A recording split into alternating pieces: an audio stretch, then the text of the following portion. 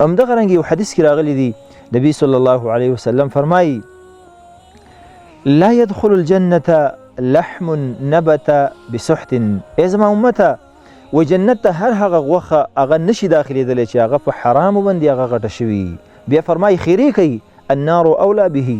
وایي د جهنم اور داسې غوښې دپاره ډېر اولا دی، وایي پې ودې سوځي چې حرام مال د ده په خېټه کې هغه پراته دي، د مسلمان مال د خوړلی دی، هغه ته تکلیف ورکړی دی. همدغه رنګې د بل روایت کې راغلی دی ابوبکر صدیق رضی الله عنه فرمایي هر هغه جسد چې هغه په حرامو باندې هغه غټ شوی هغه جنت ته نشي داخلېدلی.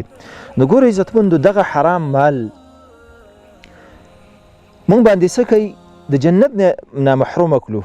جنت په انسان باندې حرام که حرام په دنیا دا په آخرت کې ستا سزا شوه، په دنیا کې ستا دعاګانې الله نه قبلوي. همدغه رنګې د هغه په نسبت باندې هغه یو سافل انساني، یو ښکته انساني.